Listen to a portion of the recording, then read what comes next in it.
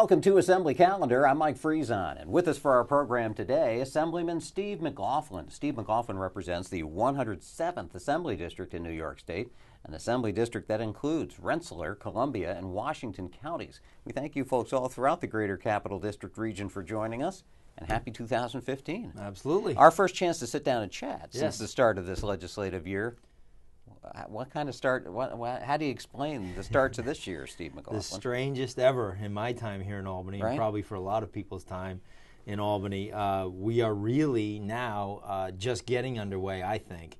We're in week 6, and we just, as we're filming this, just yesterday cast our first votes. The only other votes we had was one for Speaker, and then to adopt the rules, and then another one for Speaker, because the first one didn't work out too well. And now finally we began casting votes and doing the people's business. So it was tough. Certainly with the death of Mario Cuomo, there was a little bit of a pause there, and that's certainly appropriate. But then with the bombshell arrest of Sheldon Silver on corruption charges, that really threw a wrench into the works and ground us to a halt in the Assembly. We've seen members taken out of Albany, legislators taken out of Albany in handcuffs before. But this is the Speaker of the Assembly. This is one of the top state officials, arguably, inarguably, I think, taken away in handcuffs and on charges of corruption, that he used his power, his position as a public official for personal gain. Yeah. It doesn't get much worse than that. It doesn't get much worse than that. And I will say, from my perspective, it's a good thing. And I know people may shake their heads at that and say, how can that be a good thing? I've had insiders say, oh, it's so bad for the institution. I think it's exactly the opposite of that. I think that when you have corruption in your midst in a body that's as important as a state legislature or the federal government, you have to do whatever you can to root that out. And I would use the analogy that if a person has a cancer within their body, they don't leave it in there and hope it goes away. They cut it out and begin the healing process. So that's the analogy I would use, that this is a good thing to expose any corruption. And I will say, when I first ran for office, I ran on a platform of jobs, spending, taxes, and fighting corruption. And they were interchangeable about which one was maybe the most important at any given time. So I'm happy that I've been sort of banging the drum and trying to expose this corruption down here in Albany for a number of years. And I think the public is waking up to it. They've certainly been aware of it, but when it's thrown out there on the front page, it's really a shock to the public. But that's good. We need to clean out any corruption. And if there's more to follow, there's more to follow. As the U.S. Attorney said, stay tuned. And I don't think that all the shoes have dropped at all. And certainly they may not be done with charging this Speaker. There may be other charges that he faces as we go along here. And corruption is one thing. We've seen the sexual harassment crimes, and then there were the cover-ups, which kind of go back to corruption and the Speaker's role and all that. This promises to be a different place. It could be a different place with a different Speaker, sort of a new leadership, or do you suppose it'll just be more of the same? Well, we hope for the best. And as I said to the new Speaker, Carl Hastie, I said, if you do the right thing, you won't hear a word from me. You do the wrong thing, and there's nobody that comes at you stronger or harder than I do. So I hope for the best. And this Speaker has a real opportunity to be a leader and demand the change that the public demands. Things like stripping convicted lawmakers of their pension. The public should not pay for a felon in office that's convicted of a felony. They should lose their pension. We should have term limits. We absolutely should have term limits on leadership. If nothing else, term limits on the leaders within a House, because if 8 years is good enough for the President of the United States, certainly good enough for the Speaker of the Assembly or the Majority Leader of the Senate or any other leadership post. You have to keep moving things around a little bit to keep fresh. There's too much power concentrated in the hands of far too few. Receipts for per diems. Lawmakers collect per diems of, I don't collect them because I live within a close radius of the Capital District, but for those outside 50 miles, they collect, $165 or $175 a day. Can you imagine any business in this country just paying their employees $165 a day on the employee's say-so without requiring receipts? So that's another simple fix. I don't think that lawmakers should be running not-for-profits in New York City because it invites corruption. When you're sending state grants to a not-for-profit and the state legislator is running the not-for-profit, Look what happened with Pedro Espada and others. It would be one thing if you were just sitting here talking about hypotheticals, but every single thing you've mentioned has been something that has taken a state legislator out of the Capitol in handcuffs in the past couple of years. Absolutely. Every one of those has resulted in some lawmaker being arrested and very often convicted, and quite a few of those examples, that lawmaker now, ex-lawmaker, sits in jail. Did the new speaker tip his hand that maybe he's interested in listening to some of that by denying a committee chairmanship to one other assembly member who's under investigation right now? I think that was a good step, but then we're getting a little bit of both sides right now. We're kind of getting the speaker saying that's a good move, okay, but then he turns around and says, I don't believe in term limits. So there's this kind of fits and starts. But what can happen and what should happen is the rank and file have got to understand that they are really the ones that hold the power. It's only they grant the power to the leadership. But if the rank and file stands up as one and says this is what we want done, it will get done. So I would call on all of my fellow legislators to join me in that call and say we demand these changes.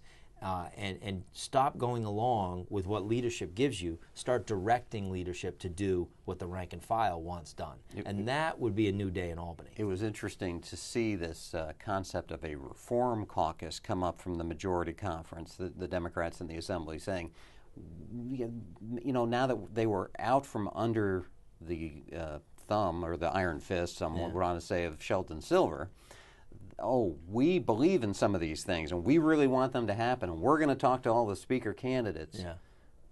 But where did it go? It fell apart very quickly. There was an accelerated vote. The vote wasn't supposed to take place until today, I think, right? February 10th, as we film this. So they accelerated the process as soon as they coalesced behind Carl Hastie. I think that was a mistake, and one of the things I tweeted out there was my advice to the Democrat majority is background checks as they go through and start vetting people for speakership. Make sure that we have the right, solid person in the job. I think they rushed. I think that this reform caucus, you know, it's easy to talk about reform after Sheldon Silver is gone. Real courage is talking about reform while he's still in office. That would have been real courage. That really would have been a reform caucus. But sadly, they fell right in line and voted, you know, lockstep for Carl Hastie. I voted for Preet Bharara for U.S. Attorney because I thought it was the right message to send, a voice of protest to say, look, I know Preet Bharara is not going to become the Speaker of the Assembly, although the rules say he could. You don't have to be a member of the Assembly to be Speaker.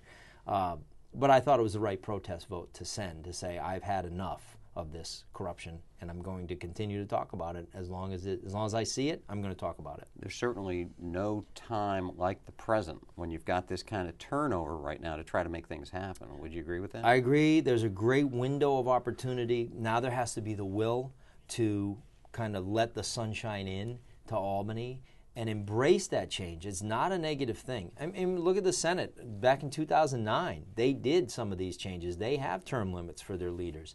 There is absolutely no reason to deny that provision. We should have term limits on leadership. I believe there should be term limits on all of us. There's lots of things that we can do. There's probably a list of 20 items, and some people pick one or the other as most important. That's fine, but all of them are worthy of consideration, and the only way they're going to happen is to get these things on the floor for a vote. Let term limits go for leadership, go to the floor for a vote. Let the members say no to that.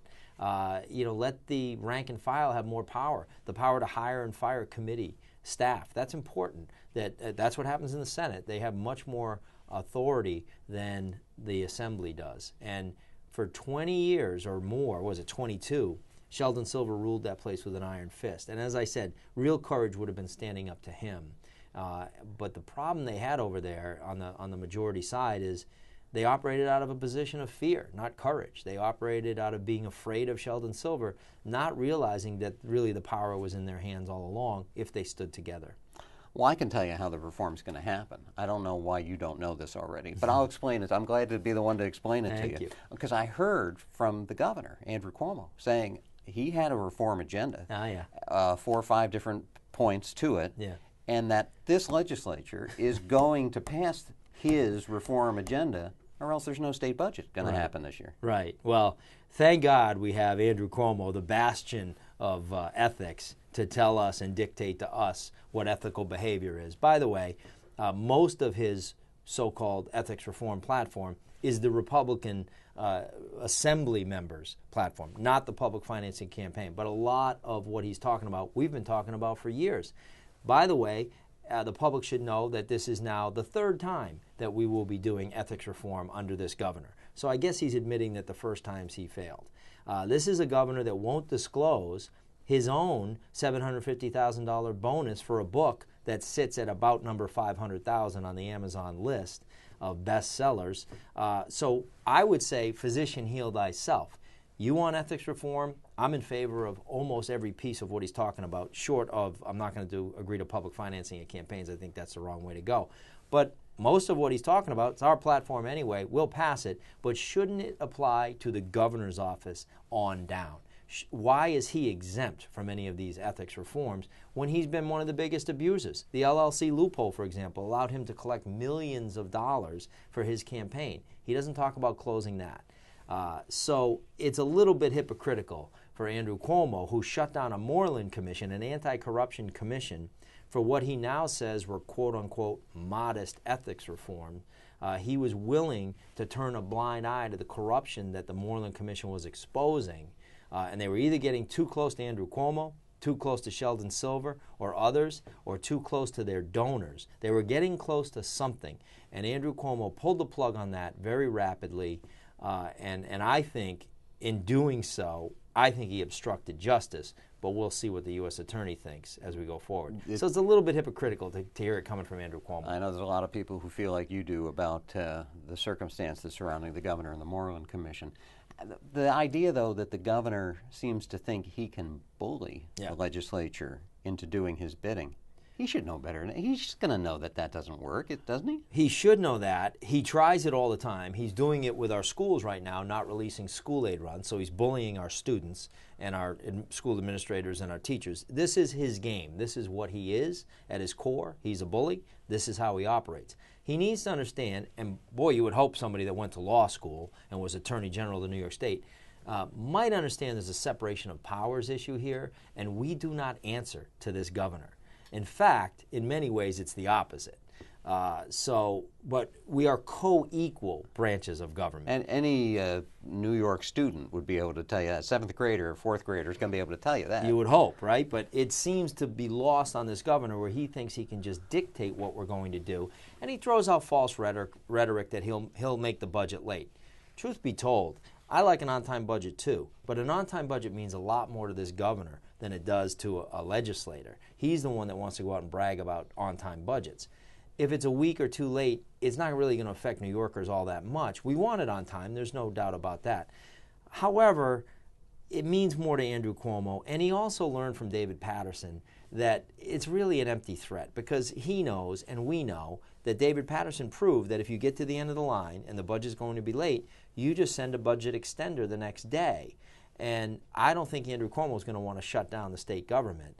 So I think is he trying to save face with the U.S. Attorney, who's clearly got him within his sights and is investigating him? Is he trying to now look like he's going to be tough on ethics reform? Maybe that's it.